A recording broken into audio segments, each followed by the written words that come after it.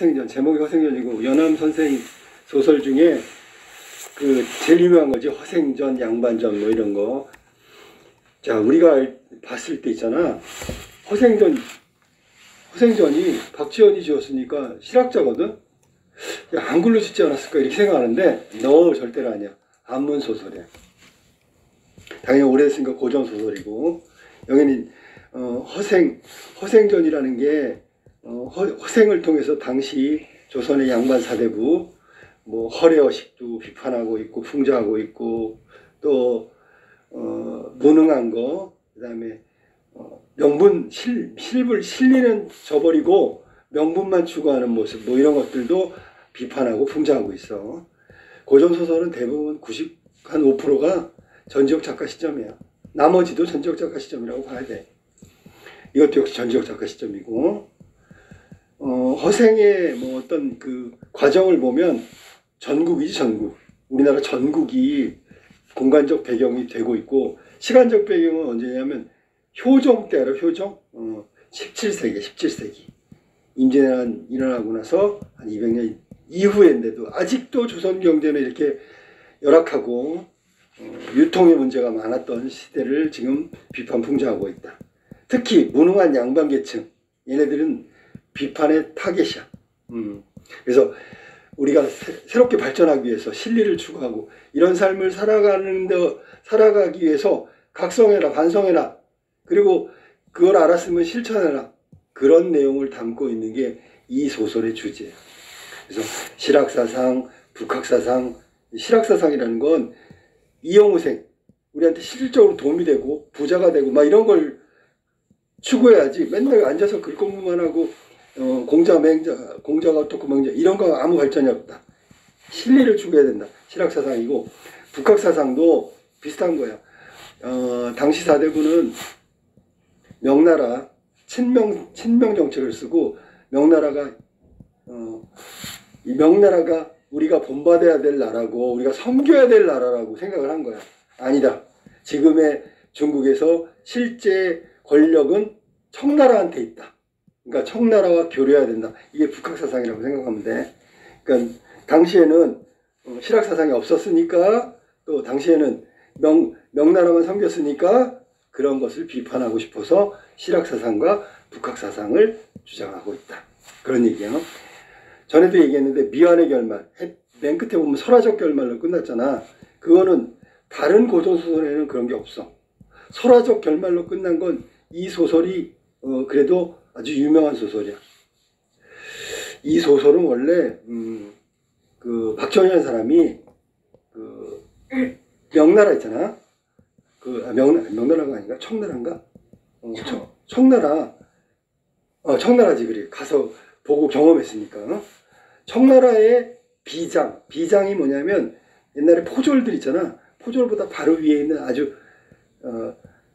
포졸보다는 위에 있지만 하급 군사 관리야. 그걸로 해서 삼촌 때문에 따라간 거야. 거기에 동참시킨 거야. 벼슬자리도 없었는데, 그래갖고 사신으로 가는데 박지원 이제 삼촌이 가면서 박지원한테, 자, 너 할 일 없으니까 따라가자. 그래갖고 따라간 거지. 박지원은 머리가 나쁘고 그러진 않아. 공부도 잘했고 그랬어. 그러니까 세상 전문을 찾으려고 갔다 오면서 막 그 비장들끼리 서로 얘기하고 막 그랬던 이야기를 적어놓은 책이 있는데, 그게 뭐냐면 옥갑야화라는 책이 있어. 옥갑야화에 보면 허생전, 양반전, 민홍전, 뭐 아무튼 그런 이야기들이 쫙 실려있는 책이 있거든. 옥갑야화라는 책의 7번째 이야기가 바로 이 허생전이야. 그래서 갔다 오면서 이야기한 걸 다 정리해 놓은 거, 청나라 가서 보고 들은 거, 그런 거 기록해 놓은 거, 그게 옥감야화인데 거기 7번째 이야기가 허생전이다. 이 소설은 역시 소설이니까 발단, 전개, 위기절정, 결말, 이 5단 구성으로 돼 있어. 그래서 발단 부분은 허생이 글 읽기를 중단하고 집을 나갔어. 돈 빌리러 나갔잖아, 그지? 마누라 때문에 나갔지만. 그 다음에 전개 부분에서는 돈 빌려갖고 매점배석해서 돈 많이 벌고 빈섬에 가고, 마지막에 변씨와 친분을 맺고 조선의 모습을 비판하는 내용이 전개 부분이야. 전개 부분이 굉장히 길어. 그 다음에 위기 부분은 뭐냐면 이완이 찾아온 거야. 그래가지고 세 가지 계책을 시사삼책을 말해주잖아. 그게 위기 부분이야. 막 칼 들고 난리치는 거 있지, 그지? 그 다음에 그렇지. 이야기하는 게 시사삼책 이야기하는 게 위기 부분이고 칼 들은 게 절정이지. 막 꾸짖고 칼까지 뽑아들었잖아. 그 클라이막스니까 절정 그 부분이야. 마지막 결말은 아까도 얘기했지만 허생이 집 나가는 미완의 결말로 끝난다. 자, 이렇게 5단 구성으로 되어 있는데 전개 부분이 상당히 길다는 거 써먹지 마. 돈 빌려서 매점 매석, 과일 사고, 말총 사고, 돈 벌고, 도둑들 끌고 빈섬에 들어가고, 그 다음에 변씨와 돈 갚고 친분이 있는 관계로 남는 거. 요게 전개 부분이야. 상당히 길지, 그지? 절정 부분은 이완을 꼬집고, 왜 꼬지죠? 시사삼책 좋은 건의를 했는데 안 된다, 못한다, 뭐 이러니까 이놈이 조선을 발전시키려고 하는 마음이 있는 거야, 없는 거야? 조선의 권력자 이놈이 계속 좋은 정책을 내놨는데 반대만 하고 있으니까 열받아가지고 막 소리치리다가 나중엔 칼까지 뽑아든 거지. 그게 절정 부분이다. 결말은 아까도 얘기했으니까 됐고. 자, 그럼 본문 한번 볼까?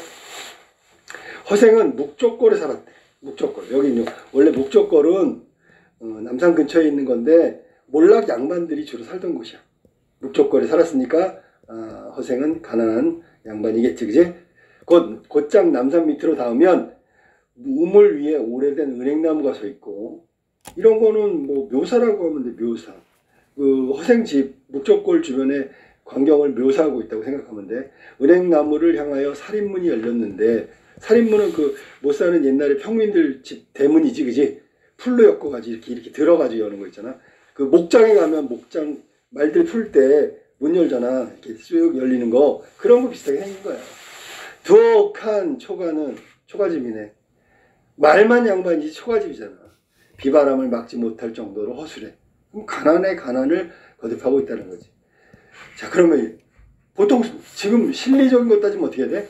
야, 이 가난에서 벗어나야지.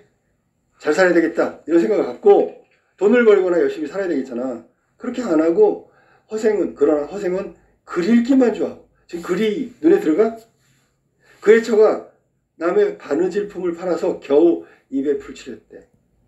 지금 이 상황에서 글을 읽기만 하는 건 말이 안 되지. 가장으로서, 남편으로서, 그지? 하루는 그 처가 몹시 배가 고파서 울음 섞인 소리로 말했어. 당신은 평생 과거를 보지 않으니 글을 읽어 무엇합니까? 과거를 보려고 글 공부를 하는데 보통은 과거도 안 보는데 왜 글을 읽어? 그랬더니 이거야. 여기 허생은 있잖아. 글 공부가 과거 시험 목적이 아니고 뭐 하는 거야? 그냥 선비가 해야 될 일이야. 무슨 목적, 시험 때문에 하는 게 아니라고. 자, 그렇게 이상하니까 허생의 처가 물어본 거야. 그때 허생이 웃으면서 대답했다. 나는 아직 독서를 익숙히 하지 못했어. 예, 나왔다. 글 공부 왜 하는 거야? 독서. 독서를 익숙히 했다는 건 완전하게 있잖아. 완전하게 독서를 완성했다는 뜻인데, 그러지 못했다는 거는 지금 아직 독서를 하는 거고 그냥 독서를 즐기고 있는 것으로 봐도 무방하다. 자, 아내가 그렇게 물어봤더니 그럼 장인바치라도 못하시나요? 장인바치는 우리가 보통 기술자잖아. 그러니까 기술을 발휘해가지고 돈을 벌어. 지금 허생의 처는 가난하니까 입에 풀칠하니까 겨우 그러니까 돈 벌어오라는 얘기를 하는 거야.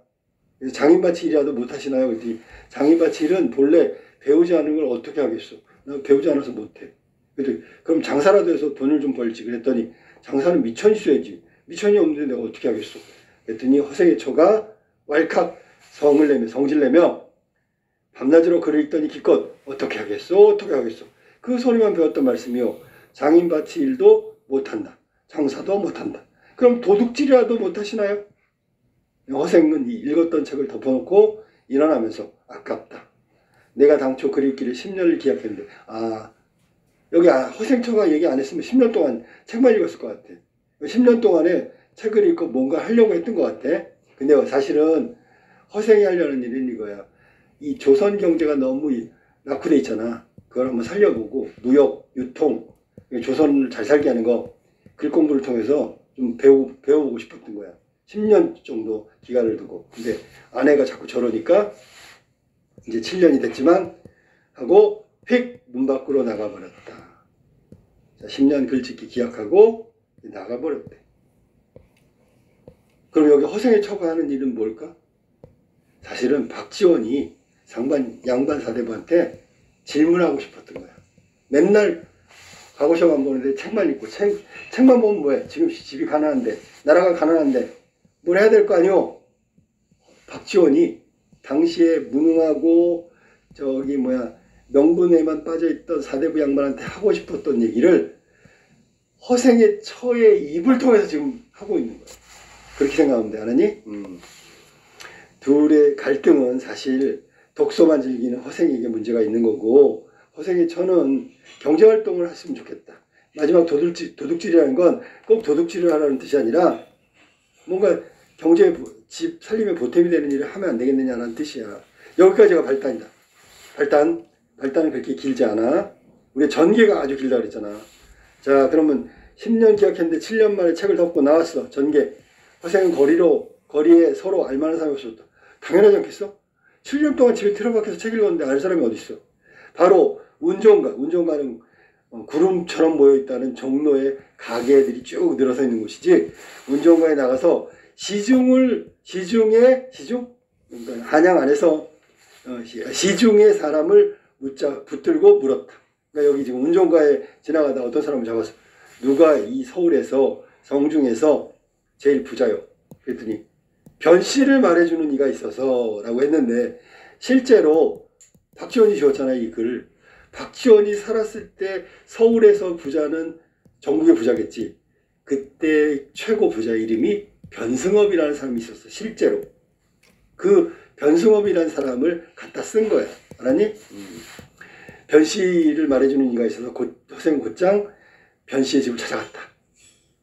허생은 변씨를 대하여 길게 읍하고, 이 읍하고가 뭔지 알아? 기침하는 거야. 계시오 뭐 이런 거야. 알았니? 읍이라는 게 미안해. 그거는 읍이 아니라 여기 저 봐봐. 미안하다 선생님. 그 읍자에 보면 한자 봐봐. 제방변이지. 손수. 읍하는 건 다시 설명해 줄게. 어험하는 게 아니고 이렇게 얼굴을 이렇게 딱 올린 다음에 허생이 앞으로 공손히 허리를 딱 하는 게 읍이고 손을 내리는 거야. 알았니? 그게 읍하는 거야. 그러면 결국은 읍하고 말했다. 인사하고 말했다라는 뜻이 되겠네. 그지? 내가 집이 가난해서 뭘 좀 해보려고 하니 만냥만 끼워주시기 바랍니다. 미쳤네. 미쳤어.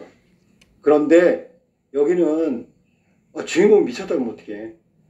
대범함이지. 대범함. 처음 본 사람한테 돈 만냥, 여기서 만냥은 큰 돈인데 허생의 대범함을 드러내는 거야. 보통 이인다운 풍모라고 그러지. 보통 사람들은 있잖아, 사람 처음 만나가지고 돈 꿔달라는 말 못하잖아. 그것도 만냥이라는 큰 돈을. 근데 허생은 했단 말이야. 허생은 이 돈을 떼어먹을 그럴 사람이 아니야. 당당했어. 그리고 처음 만난 사람한테 한 거 보니까 대범하고 과감한 성격이다 라고 볼 수 있는 거지. 됐지? 당당하다. 그랬더니 변씨는 그러시오. 야, 이 사람도 대단하네. 그지? 처음 본 사람한테 돈 만냥을 꿔달라는 사람이나 처음 본 사람이 만냥 꿔달라는데 꿔주는 사람이나 둘 다 보통 사람은 아니야. 이인다운 풍모 하고 당장 만냥을 내주었다. 이것도 역시 변씨의 대범함. 두 사람은 허생과 변씨는 둘 다 대범함을 갖고 있는 사람들이라고 얘기할 수 있는. 그 다음에 허생은 감사하다는 인사도 없이 가버렸다. 보통 고맙다고 하지 않나? 근데 그냥 가버렸어. 왜? 나중에 갚을 건데 이자까지 쳐가지고 떼어먹을 마음 하나도 없는데 뭐 이런 거야. 변씨의 집 자제와 자손들이 허생을 보니 거짓골이었단 말이야.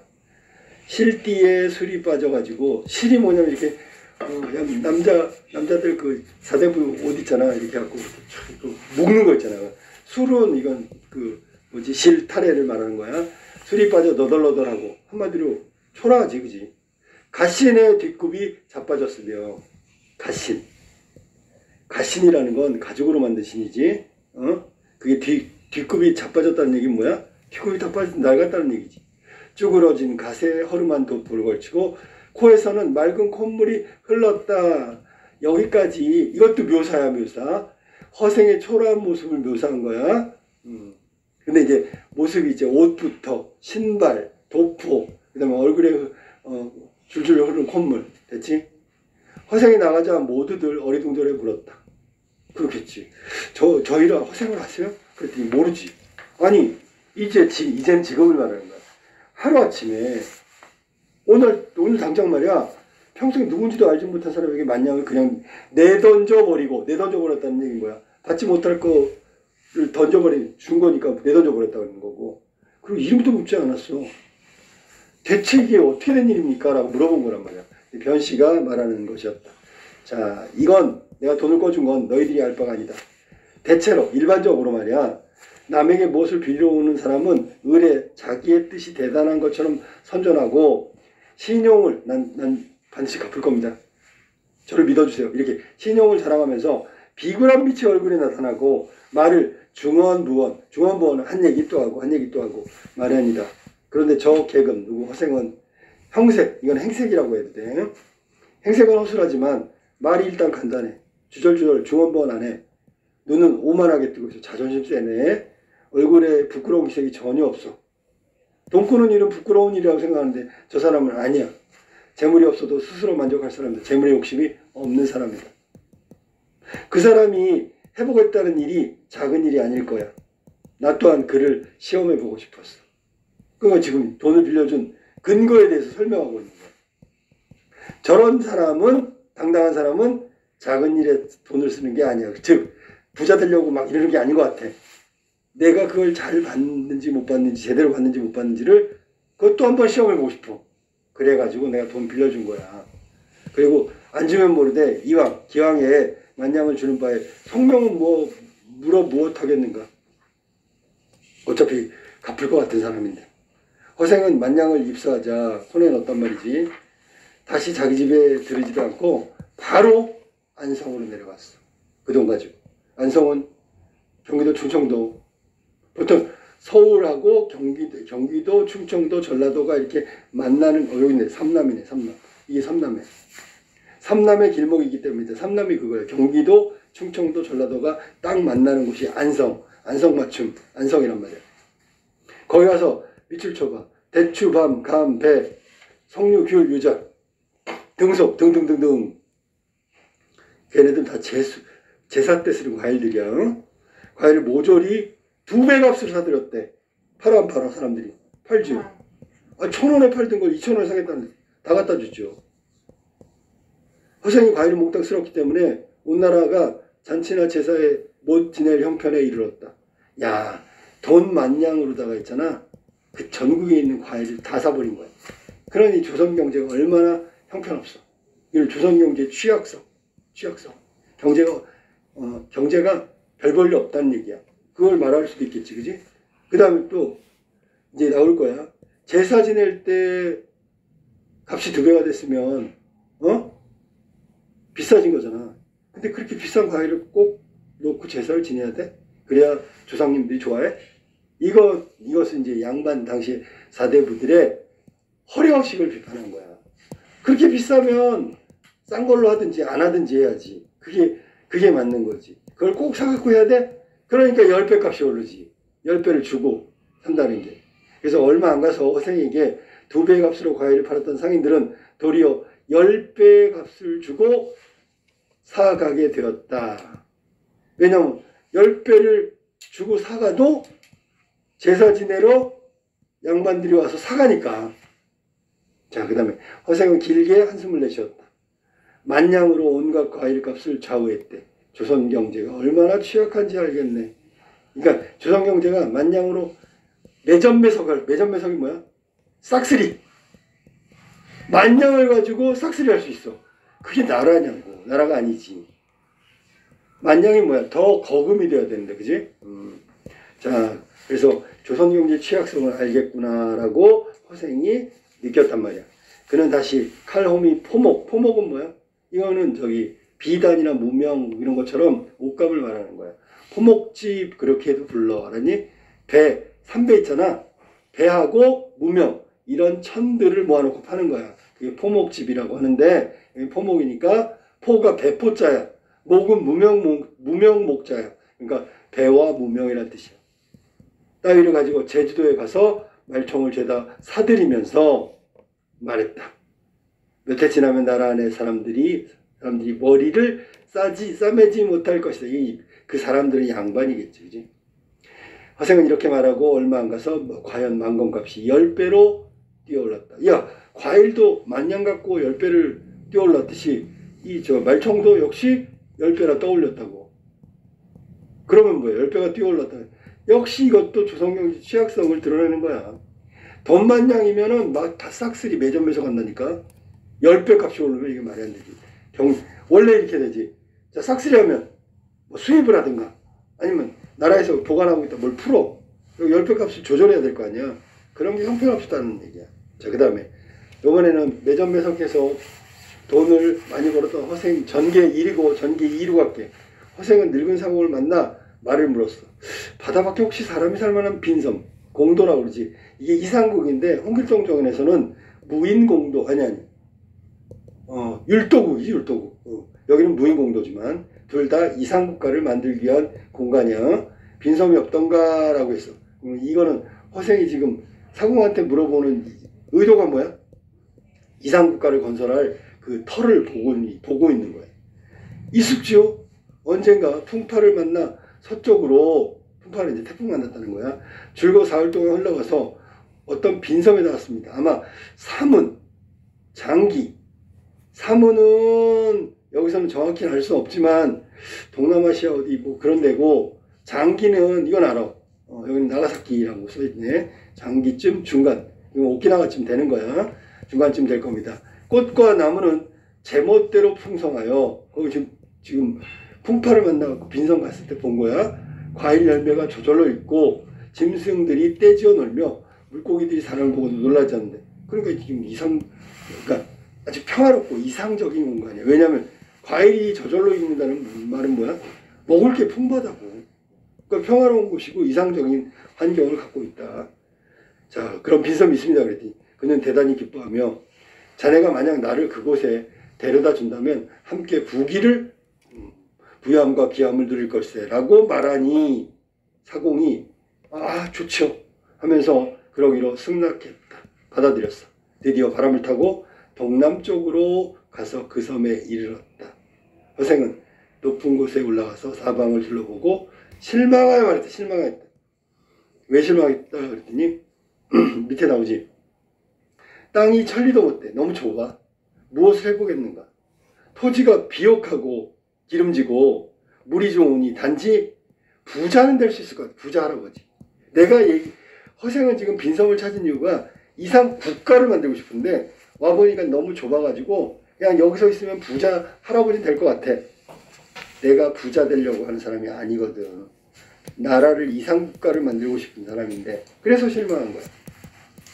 텅 빈 섬의 사람이라고는 하나도 없는데 대체 누구와 더불어 사신단 말씀입니까? 라고 사공이 말했더니, 덕이 있으면 사람은 절로 모인다네. 이게 그 논어책에 나오는 덕불고 필요린 뭐 이런 거 있어. 덕이 높은 사람은 반드시 이웃이 있다라는 논어책에 나오는 얘기야. 덕이 없을까 두렵지. 그럼 덕만 있으면 사람 모인다. 사람이 없는 것이야 근심할 것이 있겠는가. 그러니까 사람은 저절로 모인다. 왜? 내가 덕이 있는 사람이니까. 됐지? 이때 변산반도, 변산의 수천의 군도, 도가 뭐야? 무리. 아니, 군이 무리, 도가 도둑놈 무리들이 우글우글거리고 있었어. 각 지방에서 군사를 징발하여 징발을 이렇게 뽑았단 말이야. 그래갖고 수색을 벌였으나 좀처럼 잡히지 않았고, 군도들도, 도둑대 무리들도 감히 나가서 활동하지 못해서 배고프고 곤란한 판이었어. 그러니까 도둑을 잡으려고 했는데 숨어버리니까 못 잡았고, 도둑은 숨어 있으니까 뭐 훔치지 못하니까 배고파서 곤란한 처지에 있었단 말이야. 그러니까 허생이 군도의 산채가 이제 그 산적들이 사는 그 소굴집 그런 거거든. 산채를 찾아가서 우두머리를 달렸다. 뭐라 그랬어? 그랬더니 1000명이 1000냥을 빼앗아 와서 나누면 하나 앞에 얼마씩 들어가지요? 그러면 한 냥이지 뭐야. 1인당 한 냥. 모두 아내가 있어? 그랬더니 없소. 논밭은 있어? 그러니까 생각해봐. 논밭이 있으면 농사를 지으면 농부가 되지 왜 도둑놈이 됐겠어. 그러니까 묻는 거야. 군도들이 어이없이 웃었어. 이자 뭐야? 이놈 뭐야? 이런 거지. 땅이 있고 처자식이 있는 놈이 무엇이 부족하고 무엇이 괴로워서 도둑이 된단 말이요. 그러면 봐봐. 이 현실을 따져봐. 현실은 뭐냐면 이 사람들은 땅도 없고 결혼도 못하고 아니 가난하고 먹을 것도 없고 그러니까 도둑이 됐단 말이야. 이걸 역으로 하면 땅을 주고 결혼을 시키고 먹을 걸 주면 도둑질 안 한다는 뜻이잖아. 그래서 뭐라 그래? 정말 그렇다면 왜 아내를 얻고 집을 짓고 소를 사서 논밭을 갈고 지내려 하지 않는가? 그랬더니 그럼 도둑놈 소리도 안 듣고 얼마나 좋아. 집에는 부부의 즐거움이 있을 거고 돌아다녀도 잡힐 걱정 안 하고 길이 의식의 요족을 누릴 텐데 요족이란 말은 사실 여기는 살림이 넉넉하다는 얘기야. 그러니까 저렇게 집을 짓고 아내를 얻고 소를 사서 논밭을 갈면 이렇게 살림이 풍족할 텐데 넉넉할 텐데 왜 그걸 안 하지? 라고 점점점 그랬더니 아니 왜 바라지 않겠어? 다만 돈이 없어 못할 뿐이라고. 그래서 돈을 훔치지 이렇게 되는 거야. 자 그랬더니 허생이 웃으면서 도둑질을 하면서 어찌 돈 걱정을 할까? 난 도둑은 돈을 많이 훔치니까 돈 걱정을 안 할 줄 알았는데 도둑질을 하면서 돈 걱정을 해? 자 지금 허생은 지금 산채를 찾아가서 저렇게 두목하고 저 도둑들 앞에서 지금 대꾸하잖아. 지금 이것도 대범함이라고 하는 거야. 내가 능히 당신들을 위해서 마련할 수 있어. 뭐 돈을. 내일 바다에 나와보. 그러면 붉은 깃발을 단 것이 모두 돈을 실은 배인이 마음대로 가져가구려라고 얘기했어. 도둑들 입장에서는 왜 이 미친놈이라고 생각하겠지. 그지? 이런 말 할 사람이 없잖아. 그러니까 이인다운 풍모가 나온 거야. 도둑을 만나서 찾아가서 돈 준다고 하는 거 보면. 그랬더니 그 다음 허생이 군도와 언약하고, 언약은 말로 다 약속한 거지. 내려가자. 군도들이 모두 그를 미친놈 하면서 비웃었다. 당연하겠지. 이튿날 그 다음날 군도들이 바닷가에 나가보았더니 어저께 얘기했던 그 과연 허생이 30만 냥의 돈을 싣고 온 것이었다. 30만 냥 이거 돈 만냥 가지고 과일, 말총 그래갖고 건 돈이 알았니? 모두들 대경 깜짝 놀랐어. 크게 놀랐어. 대경에서 허생 앞에 줄지어 절했다. 이놈이 헛말을 한 게 아닌 거야. 알았니? 허생이 정말 대범한 사람이구나 비범한 사람이구나 알아봤다는 얘기지. 그러더니 뭐라 하냐면 호칭이 바뀌었어. 오직 장군의 명령을 따르겠습니다. 그때 여기 허생도 너희들 이렇게 바뀐 거야. 이거 웃긴 대사일 수도 있어. 힘껏 짊어지고 가거라. 자, 이에 군도들이 앞을 다투어 돈을 짊어졌으나 한 사람이 100냥 이상을 지지 못했다. 자, 이것도 의도가 있는 거야. 뭐라 하냐면 봐봐. 너희들 힘이 한껏 100냥도 못 지면서 무슨 뭘 남의 돈을 훔치겠다는 거야. 훔쳐도 100냥도 못 가져가잖아. 이제 너희들이 양민은 평범한 그 선량한 백성을 말하는 거야. 양민이 되려고 해도 이름이 도둑장부에 올랐으니 아마 옛날에 전과자들처럼 이렇게 올라간 것 같아. 갈 곳이 없다. 양민 되고자 해도 갈 곳이 없다. 내가 여기서 너희들을 기다릴 것이니 한 사람이 100냥씩 가지고 가서 여자 한 명 데리고 알았니? 소 한 필 거느리고 오너라. 됐지? 100냥 줄 테니까 여자 한 명, 이건 부인 될 사람이고 소 한 필 가져오래. 그럼 이거 왜 가져가냐면 그 빈섬에 데려가가지고 생각해봐. 농사는 먹고 사는 생계고 소 가지고 농사 짓는 거. 아내는 뭐야? 가족 제도를 기반으로 한다. 그런 뜻이야. 알겠지? 허생의 말에 군도들은 모두 좋다고 흩어져 갔다. 허생은 몸소 2000명이 1년 먹을 양식을 준비하고 기다렸다. 스케일이 좀 커, 그지? 군도들이 빠짐없이 모두 돌아왔다. 그럼 왜 돌아왔을까를 잘 생각해보면 사실 갈 데가 없어. 도둑장부에 이름이 올라왔기 때문에 어디 마음 놓고 돌아다니지 못해.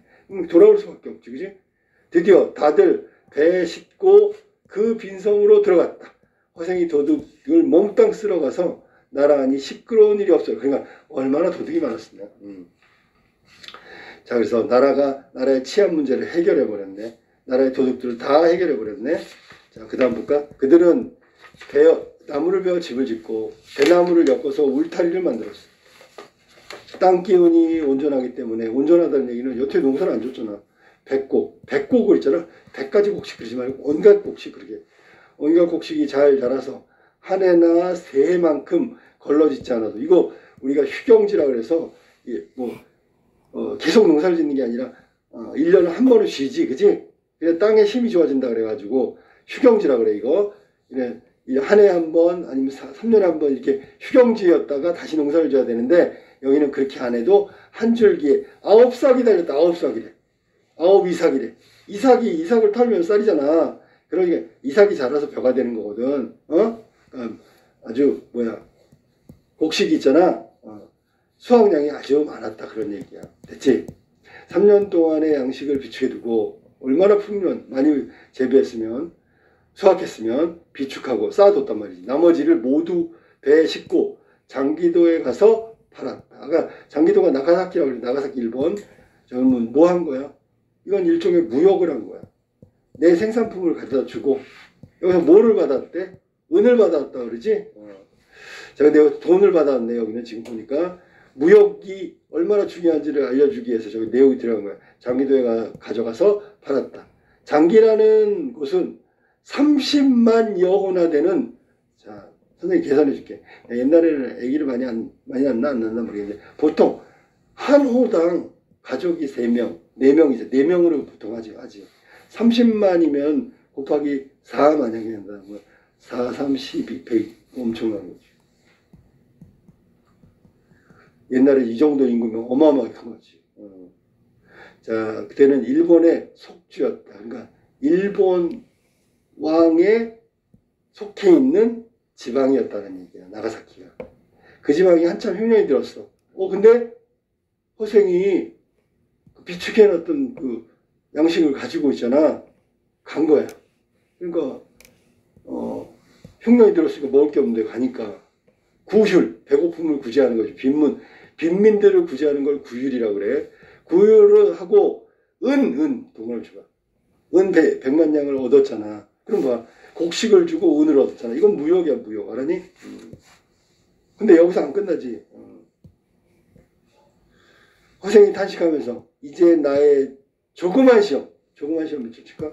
뭔데? 이상국가 만드는 거 끝났구나. 끝났대. 하고 이에 남녀 2,000명을 모아놓고 말했다. 아까 부자웅이라고 그랬는데, 내가 처음에 너희들과 이 섬에 들어올 땐 먼저 부하게 한 연회. 그러니까 일단 부자를 만드는 거야. 이건 경제를 말한 거지. 부유하게 만든 다음에 따로 문자를 만들어 갖고, 그러니까 기존에 있잖아, 한자 막 이런 거 쓰는 거. 이거 말고 따로 문자를 만들어. 너희들 배우기 쉬운 거. 의관을 새로 제정하고, 이거는 이제 문물을 정비한다는 얘기지. 왕이 하는 거예요, 사실은. 하였더니라. 원래 그랬어. 계획은 그거야. 근데 땅이 좁고 덕이 얇으니, 난 땅은 생각보다 이상국가로 만들 만큼 크지 않고 덕이 얇다라는 얘기는, 자기가 이런 것들을 여기서 너희들은 군도들이나 백성들이라고 할게, 잘 다스릴 만한 덕을 갖추지 못했으니 떠나는 거야. 나는 이제 여기를 떠나려한다. 다만 아이들을 만약에 낳는다면 오른손에 숟가락을 쥐고, 순리야 순리. 옛날에도 왼손잡이 되게 이상하게 봤단 말이야. 순리대로 하는 거야. 하루라도 먼저 난 사람이 있으면 먼저 먹도록. 자, 이거 보통 장유유서라 그러지. 윗사람을 공경하는 거지. 그럼 봐봐. 순리를 따르고 윗사람을 공경해라. 이게 메시지를 남기는 거야.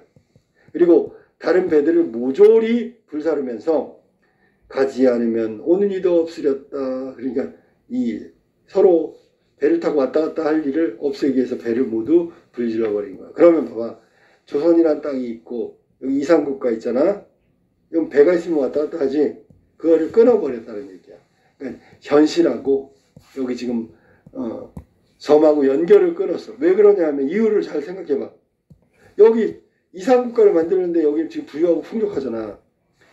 그 조선 경제는 취약하고 막 명분을 따지고 아주 무능하고 막 허례허식 되게 많잖아. 이런 부정적인 게 섬에 미칠까봐 영향을 줄까봐 끊어버린 거야. 허생이. 그래서 배를 모조리 불태워버리면 그 현실 세계, 즉 조선의 어떤 부정적인 게 섬에 미치지 못하게 하려고 그렇게 한 거지. 알았니? 하고 돈 50만 냥을 바다 가운데 던지며 바다가 마르면 주워갈 사람이 있길. 말라 안 말라? 안 말르잖아.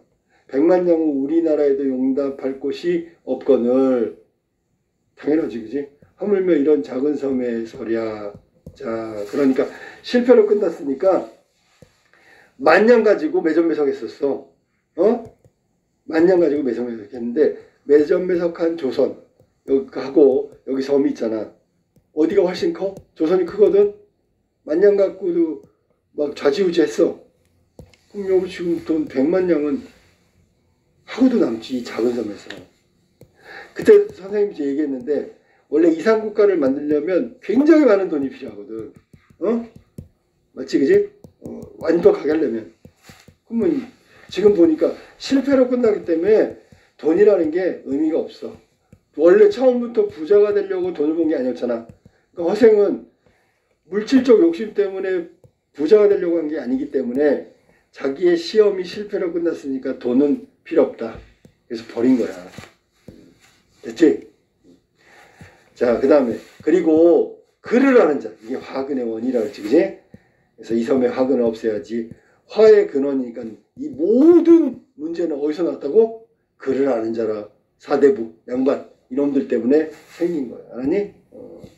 이 섬의 화근을 없애야 되지 하면서 당시에 지식인, 지배자, 뭐 양반 얘네들에 대한 비판적 태도를 보이는 거죠. 이게 두 번째 조그만 시험이 실패로 끝난 거야. 아니 중간에 지금 선생님이 중간 내용을 한번 점검하면 허생은 벼슬을 하고 싶었지만 과거에 합격할 능력이 없어서 글만 읽는 선배였다. 아니지. 처음부터 독서만 하려고 그런 거지. 그지? 그 다음에 허생은 안성에서 무엇을 샀지? 과일을. 제주도에서 말총을 매점매석 독점했단 말이야. 그래서 큰 돈을 벌었고 그거 갖고 이상국가 만들려고 도둑들을 섬으로 데려온 거지. 허생이 군도들을 섬으로 데려간 이후에 나라의 치안이 안정됐지. 그지? 그만큼 도둑들이 들끓었단 말이지. 자, 그 다음에 이제 전개 3으로 가야지. 전개까지는 해야 되니까. 허생은 나라 안을 두루두루 돌아다니며 가난하고 의지 없는 사람들을 구제했어. 자, 봐봐, 생각해봐.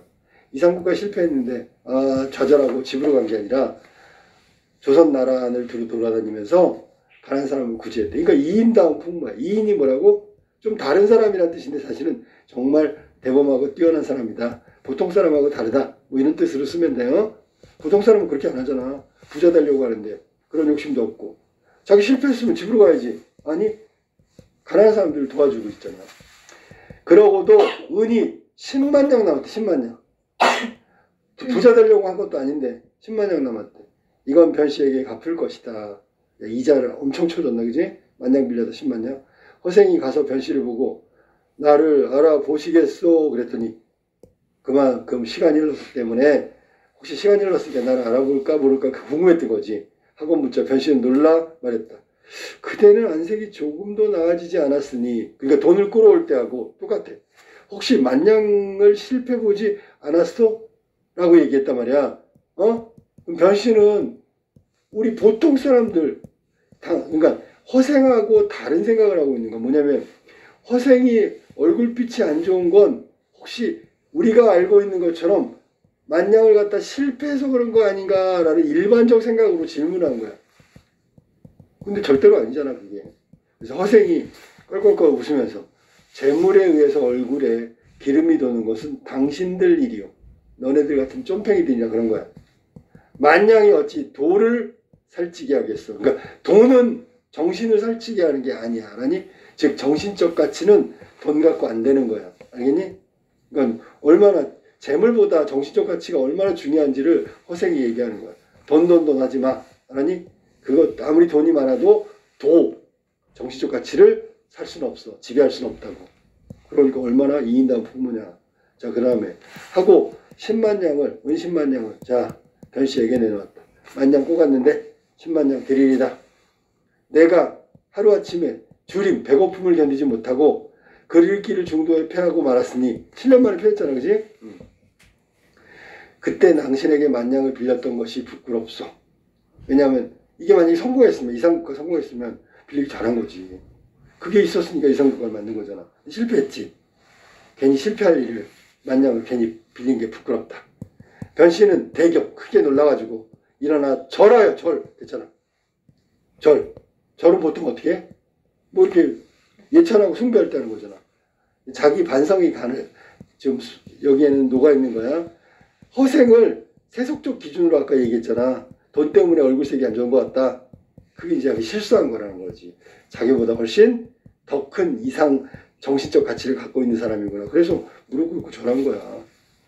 10분의 1에 1로 이자를 쳐서 받겠노라 했다. 10분의 1.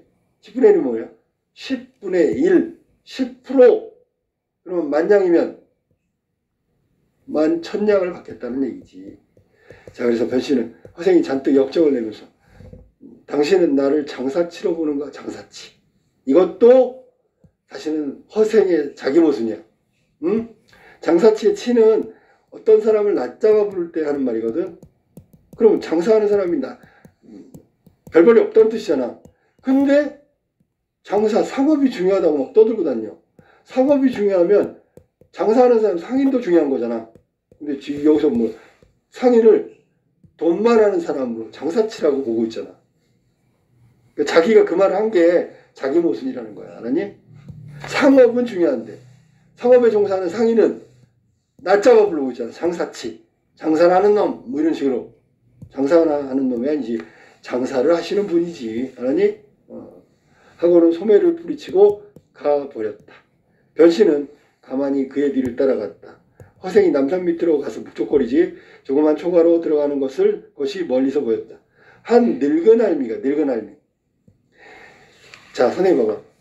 여기 나온 사공은 빈섬으로 인도했고 늙은 할미는 이제 변씨한테 저기가 그 허생 집이에요 라고 알려주는 거잖아. 이런 걸 소설에서 주변 인물 이렇게 하는 거야. 주변 인물. 별 볼 일 없는 인물인데 이 사람들 없으면 안 돼. 연결이.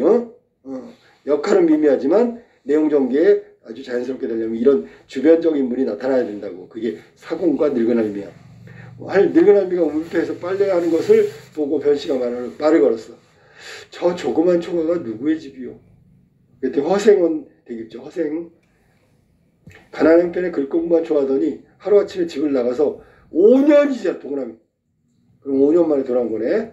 지나도록 돌아오지 않으시고 시방 부인이 혼자 사는데 집을 나간 날로 제사를 지낸답죠. 그러면 결국 허생의 아내는 허생이 집을 나갔을 때 죽었다고 생각한 거지. 그게 제사 지낸 거지. 변씨는 비로소 그의 성이 허씨라는 것을 알았고 아까 이름 안 물어봤으니까 탄식하며 돌아갔다. 아, 그랬구나. 변씨가 이제 알게 됐어. 그 사람이라는 거. 이튿날 다음날 변씨는 받은 돈을 모두 가지고 얼마 받았지? 10만냥? 그 집에 찾아가서 돌려주려고 했으나 허생은 받지 않고 거절했다. 왜? 돈, 물질 이런 거 별로 중요하게 생각하는 사람은 아니기 때문에 그런 거야. 알았니? 그리고 처음부터 돈을 꾼 건 부자가 되려고 한 게 아니라 했잖아. 사적 욕심 때문이 아니라는 걸 드러내 주는 거지. 아, 맞구나. 허생은 개인적으로 소유욕 때문에 물질적인 부자가 되기 위해서 한 게 아니라는 걸 알 수 있는 게 허생이 받지 않고 거절한 거야. 알았지? 만약에 내가 부자가 되고 싶었다면 100만냥을 버리고 10만냥을 받겠어? 100만냥은 받아야 버렸잖아. 10만냥은 지금 주는 거잖아. 아니 재물에 욕심이 있으면 100만냥 가지고 10만냥도 받겠지. 100만냥을 버렸겠어? 재물에 욕심 없다는 거야. 이제부터는 당신의 도움으로 살아가겠어. 이것도 좀 아이러니하지, 그치? 무슨 도움인가 했더니 당신은 가끔 와서 나를 보고 양식이 떨어지지 않고 옷이나 입도록 해주죠. 그러니까 기본적인 생활 있잖아. 왜 이게 필요한 줄 알아? 허생은 있잖아. 막 재물을 많이 모으고 부자가 되는 거 그걸 거절했기 때문에 그냥 죽지 않고 사는 만큼 그냥 아쉬운 것이 없을 만큼 그 정도면 돼. 그래야 글 공부할 거 아니야. 아니 글 공부를 한다. 그래야 그렇게 사는 거를 만족한다.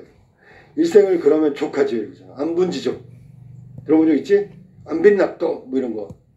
왜 재물 때문에 정신을 괴롭히는 것이 이거 봐. 재물은 돈이고 정신은 더 높은 가치야. 그러니까 허생은 이렇게 돈을 갖는 거에 대해서 부정적으로 생각하고 있다는 거지. 그러니까 10만 냥 가져온 거 돌려버리고 거절하지. 변씨가 허생을 여러 가지로 권유하였으나 끝끝내 어찌할 도리가 없었다. 결국 받지 않았어. 변씨는 그때부터 허생의 집에다 허생이 요구한 대로 양식 떨어지면 주고 옷 떨어지면 옷 해주고 몸소 찾아가 도와줬어. 직접. 허생은 그것을 흔연히 받았다. 기분 좋게 받았다. 왜? 자기가 그거면 된다고 그랬으니까. 혹 많이 가지고 가면 옷 한 벌이면 되는데 두세 벌 가지고 오면 이거 왜 이렇게 많이 가졌어? 이거는 이렇게 하면 나를 재앙으로 보는 거야. 나에게 재앙을 갖다 맡기면 어떡하냐. 나는 이런 물질적인 거 소유할 마음 전혀 없다. 그런 거 많이 소유하면 내 정신이 파괴돼. 정신이 파괴되면 안 돼. 그냥 편안하게 살 만큼, 부족함이 없을 만큼 내 만족, 안문지족하면 되는데 그 재물은 나의 정신을 파괴한다. 하였고 혹은 술병을 찾아들고 가면 아주 반가워하며 서로 술잔을 기울여 취하도록 마시다. 친구네, 친구. 변씨는 거의 살림살이 대주고 같이 친구처럼 술 먹는 거야. 이렇게 몇 해를 지내는 동안에 두 사람 사이에 정부, 이건 감정이라고 생각해도 돼. 좋아하는 마음, 서로 신뢰하는 마음, 정의가 날로 두터워갈 때 서로 믿는 사이가 됐지. 어느 날 변씨가 5년 동안에 어떻게 100만 냥이나 되는 돈을 벌었던가를 조용히 물어보았다. 허생이 대답하기를. 그야 가장 알기 쉬운 일이지요. 이제부터 나오는 거야. 조선경제, 무역, 이런 거. 조선이란 나라는 배가 외국에 통하지 않아. 무역이 형편없어. 조선 비판하는 거야. 수레가 나라 안에 다니지 못해. 쿠팡 배달을 못해. 알았니? 유통이 안 된다는 얘기야. 온갖 물화라는 것은 여기는 물화라는 게 아까 얘기했던 건데 이거는 물건과 재화는 물건은 돈이나 재산이 되는 것들이야. 그러니까 동산, 부동산 이걸 말하는 거야 사실은. 물화가 제자리에 나서 제자리에서 사라져. 야 이게 뭐야. 그러면 이 경제 구조는 한마디로 얘기하면 제자리에 나서 선생님 배추를 길러가지고 그냥 자기가 먹고 끝나는 거야. 자급자족. 원시사회네. 똑같다고. 조선 경제가 이 정도야. 제자리에 나서 제자리에서 사라진대. 근데 중국은 어떻게? 제자리에서 났는데 더 많이 나게 해서 이걸 팔아서 돈을 얻고 또 더 좋은 걸 사고 더 많이 생산하고 이런 구조란 말이야. 그러니까 중국의 그런 경제 어떤 구조는 그런 식인데 조선 경제는 그냥 자급자족 원시시대야 뭐야. 자급자족. 자기가 필요한 거 자기가 조달하는 거. 이 정도밖에 안 된다는 거야. 그러면서 무릇 천냥은 적은 돈이야. 근데 천냥 가지고 과일을 매점매석 싹쓸이는 못해. 왜냐면 돈이 얼마 안 되니까. 근데 그것을 10개로 쪼개면 100냥이 열이라. 그치? 100 곱하기 10 하면 천냥이잖아. 또한 10가지 물건을 살 수 있겠지요. 단위가 작으면 굴리기가 쉬운 까닭에 한 물건에서 실패를 보더라도 다른 9가지 물건에서 재미를 볼 수 있으니 이것은 보통 이익을 취하는 방법으로 조그만 장사치들이 하는 거야. 왜? 규모가 작잖아. 좀 생각해봐. 천냥을 10개로 100냥을 가지고 사과를 사고 100냥을 가지고 배를 사고 100냥을 가지고 대추를 사고 이렇게 해가지고 10가지 종류를 사. 근데 사과가 풍년이 들어서 사과값은 그대로야. 근데 나머지는 흉년이 들어가더니 재배가 안 돼가지고 다 올랐어. 그러면 하나에서는 거의 손해보지만 나머지 9개에서 이익 보면 천냥 가지고 부자가 됐지. 이거는 천냥밖에 안 되는 돈은 조그만 장사치들이나 하는 짓이고 대개 자기가 했잖아. 만냥을 가지면 좋기 한 가지 종류의 물건을 독점할 수 있잖아. 만냥 갖고 뭐 했어? 과일, 제수용품, 또 말총. 됐지? 만냥을 가지고 한 가지 종류의 물건, 수레를 사거나 배를 살며 아니면 한 고을이면 한 고을 전부 마치 총총한 그물로 훑어내듯 할 수 있지요. 싹쓸이 해버린다고. 아니 묻에서 만나는 10가지 중에 한 가지를 슬그머니 독점하고 묻이라는 건 뭐냐면 이 땅에서 나는 걸 말하는 거야. 물에서 나는 것 중에 10가지 물고기 중에서 하나라고 할게. 하나를 독점하고 의원의 10가지 약재 중에서 슬그머니 하나를 독점하면 한 가지 물종이 한 곳에 묶여있는 동안 내가 싹쓸이하는 동안 모든 장사치들이 고갈될 거야. 그러면 이것은 백성을 해치는 길이 될 것입니다. 백성을 해친대. 자기가 지금 했잖아. 그걸 매점매석 해놓고, 물론 지난 일이지만 옛날에 재수용 과일하고 말총으로 했던 게 자기 고백하는 거야. 이건 백성을 해치는 일이래. 매점매성은 백성을 해치는 일이래. 이게 자기 스스로 했던 일을 비판하는 거잖아. 후세에 당국자들은 보통 그 일을 처리하는 책임자를 말하는 거야. 만약 나의 이 방법을 쓴다면 반드시 나라를 병들게 만들 것이요. 그래서 자기가 과거에 매점매석했던 행위에 대해서 비판한 거야. 스스로 비판. 응? 이 방법은 나쁜 방법이다 라고 얘기한 거야. 지금 무슨 얘기하는 거야? 변씨가 물어봤잖아. 어떻게 돈 벌었냐고. 이렇게 돈 벌었다. 근데 이거는 나라를 망치는 일이라고. 그렇게 얘기한 거야. 그 다음에 처음에 내가 선뜻 만냥을 끼워줄 줄 알고 찾아와 청하셨습니다. 궁금했다 아마. 그랬더니 허생이 다음과 같이 말했어. 당신만이 내게 꼭 빌려줄 수 있었던 것은 아니고 부자는 많으니까 능히 만냥 정도를 지닌 사람 치고는 누구나 다 주었을 것이요. 자, 그러니까 너만 나를 알아본 게 아니라 나를 알아볼 사람들은 많이 있다. 그중에 부자들은 내가 뭘 할지 작은 일이 아니라 큰 일, 당당한 대범함을 보여주면 다 빌려줄 거라고 알고 있었다. 그런 얘기야. 내 스스로 나의 재주가 좋기 100만 명을 모을 수 있다고 생각했으나 모았는데 근데 운명은 하늘에 매인 것이니 이게 운명론이야. 내 맘대로 안 돼. 낸들 그것을 어찌 알겠소. 그러므로 능히 나의 말을 들어주는 사람은 복이 있는 사람이라. 반드시 더욱더 큰 부자가 되게 하는 것은 하늘이 시킨 일일 텐데 어찌 주지 않았겠어.